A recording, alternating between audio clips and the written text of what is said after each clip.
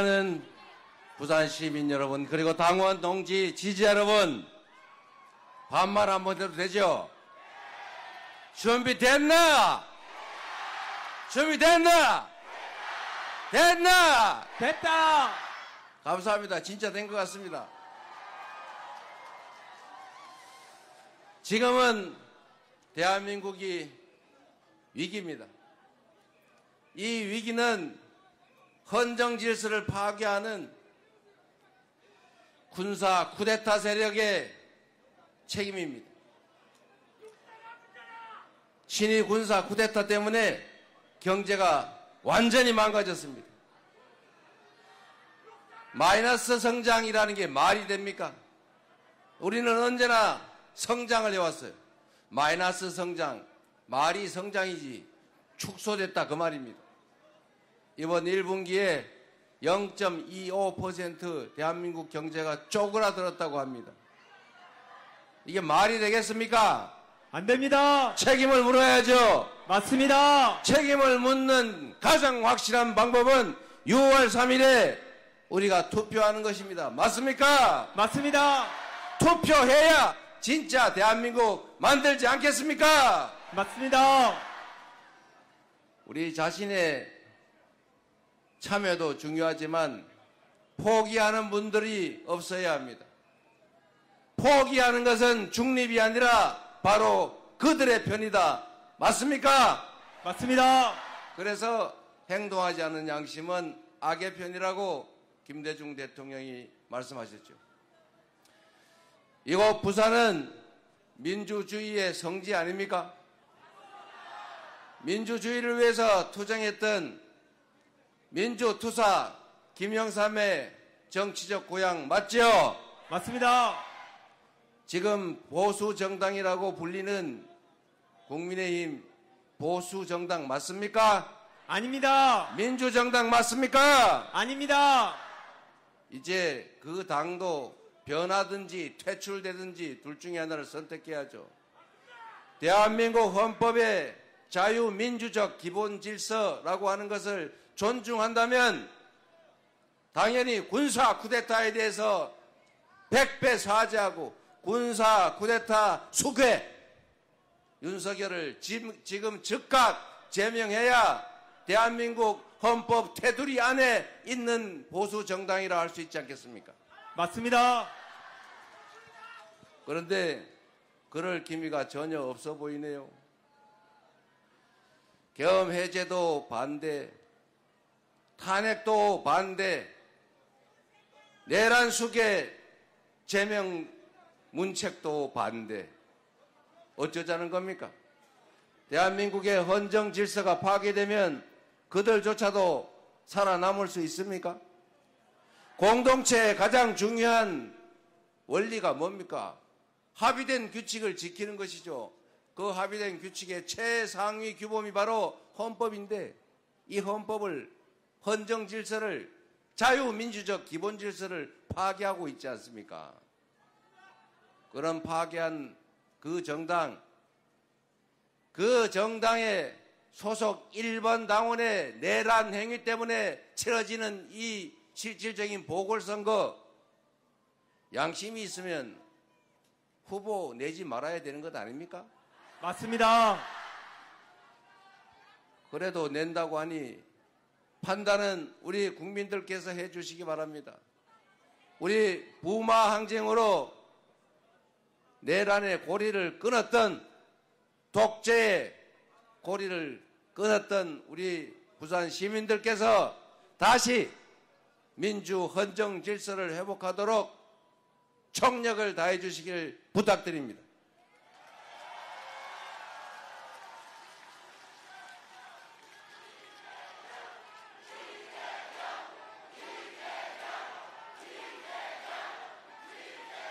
노무현, 문재인 대통령을 배출하셨고 대한민국의 민주주의를 뿌리에서부터 책임질 부산 시민들의 높은 시민의식, 정치의식을 믿습니다.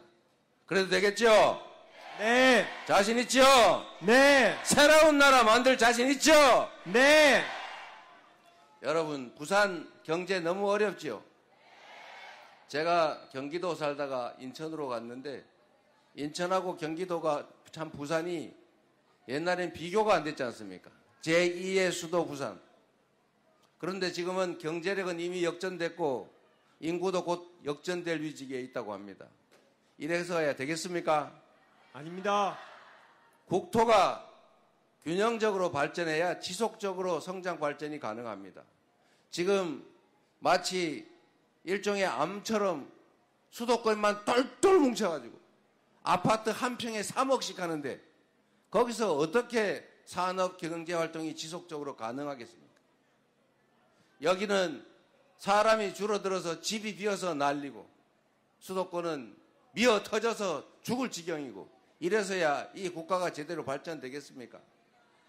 균형 발전이라고 하는 것은 이제는 지방에 대한 배려가 아니라 대한민국이 지속적으로 성장 발전하기 위한 피할 수 없는 국가 전략이 됐습니다. 시민 여러분, 먹고 사는 문제를 해결하는 게 정치가 해야 될 가장 중요한 일이죠. 평화롭고 안전한 환경 속에서 우리 국민들이 등 따시고 배부르게 가족들 끌어안고 행복하게 살게 하는 거, 이게 정치가 하는 일 아닙니까? 맞습니다. 어려우면 길을 내는 게 정치가 할 일이죠. 잘 닦여진 길을 아주 잘 가는 게 행정이라면 없는 길을 만들어서 희망을 만드는 것, 그게 바로 정치인데 어떻게 대한민국 정치는 저도 그 책임이 없지 아니하지만 국민들에게 있는 작은 희망마저 이렇게 뺏는단 말입니까? 국민의힘 웬만하면 그 당 흉 안 보려고 했는데 이런 식으로 국민 중심의 정치가 아니라 사익 중심의 자기 집단 중심의 정치하면 안 되는 거예요. 그래서 국민들이 심판하는 겁니다. 이번에도 확실하게 심판해 주시기를 부탁드립니다.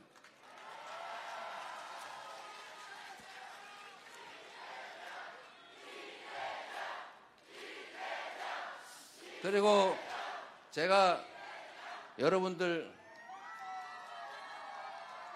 부산은 산업은행 부산 이전 때문에 속 많이 끓이죠.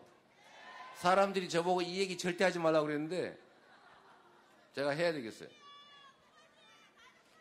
여러분, 산업은행이 부산으로 이전하면 좋지요. 그러긴 하지만 여러분, 세상 일이라고 하는 게 한쪽이 원한다고 일방적으로 막 되는 게 아닙니다. 그게 그렇게 쉬운 일이면 윤석열 대통령 3년 동안 말만 해놓고 뭐 했습니까? 그분이 할 수 있으면 했겠죠. 아니 뭐 의대 2,000명도 밀어붙여서 나라를 이렇게 만드는 추진력 있는 분인데 부산으로 산업은행 옮기는 게 가능했으면 바로 했겠지요. 못했지요. 어려우니까. 우리도 지역 균형 발전을 위해서 서울의 한국은행부터 산업은행, 주택은행 싹 다 그냥 부산으로 갖다 주면 좋겠는데 그게 됩니까, 여러분? 정치는 실현 가능한 약속을 하고 그 약속을 이행함으로써 검증받고 재신임 받는 것 아닙니까? 저는 정치를 하면서 실현 불가능한 약속 딱 한 번 해봤어요. 제가 성남에 그 분당을 가로지르는 고속화 도로가 있어요. 그거를 지중화한다고 모든 정치인이 10년 넘도록 계속 공약을 했는데 제가 보기엔 불가능한 공약이었어요. 그게 최하 3천억이 드는데 그리고 양쪽에 아파트 단지가 쫙 있는데 그걸 파내가지고 도로를 만들면 그 사이에 그 교통은 어떻게 처리할 거예요? 제가 첫 번째 시장 선거를 나올 때는 다 그 도로 지중화 공약하는데 저만 안 했어요. 물론 그때 떨어졌죠. 그것 때문에 떨어진 건 아닙니다. 제가 10몇 프로씩 졌으니까 그것 때문은 아니죠. 두 번째 제가 선거를 부산 성남시장 선거를 나올 때 제가 그 실현 불가능한 줄 알면서 공약했어요. 제가 너무 죄송스러워가지고 시장 취임한 후에 제가 그 부지에 가가지고 기자회견 했습니다. 죄송합니다. 유일한 거짓말을 했습니다. 그 SBS 방송이 아직도 남아 있습니다, 여러분. 그런데 제가 그래도 주민들한테 한 약속인데 최선을 다해서 연구해가지고 지중화는 못하고 위에다 뚜껑을 덮었어요. 뚜껑을 덮어서 위를 공원으로 만들어서 다 연결해 줬습니다. 비용은 1,500억쯤 들었을 겁니다. 제가 그 이후에도 선거에 나가면 실현 불가능한 약속을 안 하는 걸 원칙으로 정했어요. 우리 대한민국 국민들은 수준이 높아서 정치인들이 공약을 하면 저거 가능해, 이거 불가능해 다 압니다. 불가능한 공약하면은 그게 속아 넘어가가지고 막 표 찍고 이러는 게 아니고 뒤로 가가지고 저놈 또 거짓말하네 이렇게 생각해요. 제가 공약 이행률이 95%를 왔다 갔다 하는 사람인데 이유가 있습니다.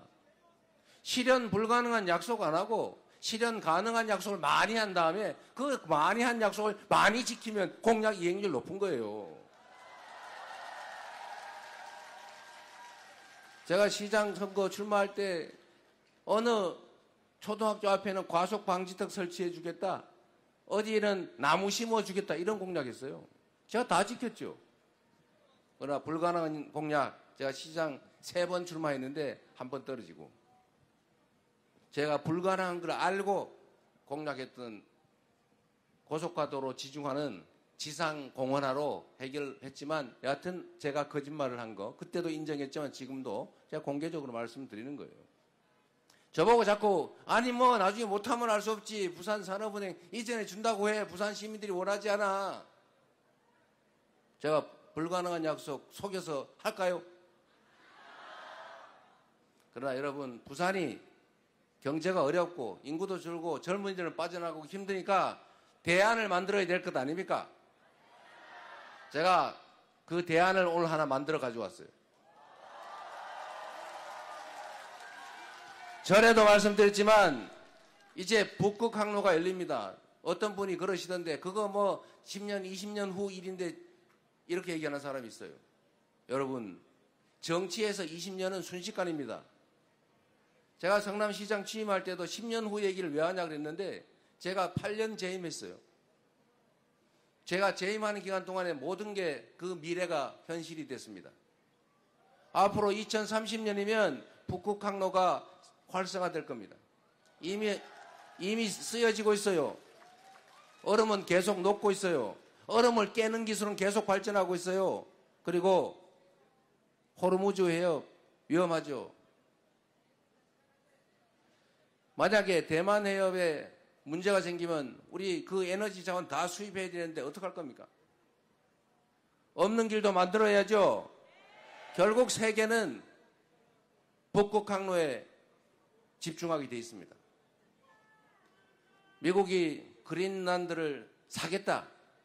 안 되면 군사적으로 점령해버리겠다. 이렇게 얘기하고 있죠. 왜 그럴까요? 갑자기 그린란드가 사랑했습니까? 북극 항로 때문이라고 저는 생각합니다. 북극 항로에 대한 지배권과 영향력 엄청나게 중요하기 때문이죠. 10년 후 2035년 그거 순식간입니다. 지금 준비하지 않으면 그때 가서 준비해도 늦어요. 그리고 대형 해운사들이 대한민국이 아니라 일본에다 다 자리 잡으면 어떡할 겁니까? 뿌리를 거기다 내리고 있는데 갑자기 활성화돼서 우리가 그때 일로 오세요 모신다고 오겠습니까? 인프라도 구축해야 되고 앞뒤 연관 산업들도 함께 발굴해서 발전시켜 놔야죠. 누가 이거 먼 훗날 얘기인데 이렇게 얘기합니다. 정치는 말씀드린 것처럼 없는 길을 만드는 것입니다. 20년 후, 30년 후 대한민국이 먹고 살 길, 이 나라의 100년지 대계를 만드는 게 바로 정치 아닙니까, 여러분? 그래서 여러분, 저는 불가능한 약속을 하지 않습니다. 약속했다 못할 경우는 있지만 불가능하다는 걸 알면서도 실현 가능성이 적다는 걸 알면서도 표를 얻기 위해서 사기를 치지는 않습니다. 그게 이재명의 강점이죠. 그래서 여러분들이 저를 믿어주는 것 아닙니까? 그래서 실현 가능한 얘기를 하나 그때 말씀드렸어요. 국가기관은 협의를 해야 되기 때문에 원래 여기저기 찢어놓으면 안 됩니다. 다 한 군데로 몰아놔야죠. 긴급회의도 해야 되고 보고도 해야 되고 상시적인 의논도 해야 되는데 전철로 2시간씩 타고 다니면서 뭔 회의를 하겠어요. 그래서 이거는 여기저기 찢으면 안 됩니다. 그러나 예외 딱 한 개, 해수부만큼은 부산에다가 옮기겠다.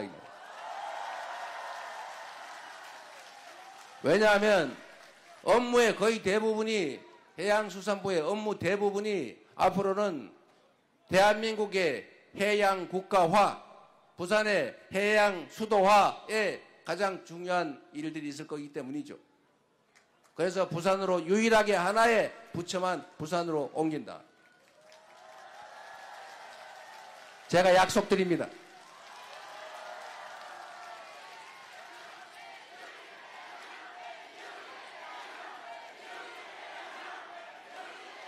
그리고 그것만으로는 부족하죠. 여기 회사가 있어야 될 것 아닙니까? 이제 북극 항로가 열리고 그 전에 준비를 해야죠. 일단 해운 회사들이 들어와야 될 것 아닙니까? 작은 해운 회사라도 만들어서 키워야죠. 정부가 직접 지원해서 그 전 후방 산업들도 키워야죠. 조선 산업이야 워낙 우리가 잘 돼 있으니까 좀 더 지원하고 조정하면 될 겁니다. 관련 서비스 산업들 다 유치해야죠. 그 중에 핵심이 해운회사 아닙니까? 대한민국의 가장 큰 해운회사가 HMM이라면서요? 모르시나 봐요. 그 HMM 회사도 부산으로 옮겨오도록 하겠습니다.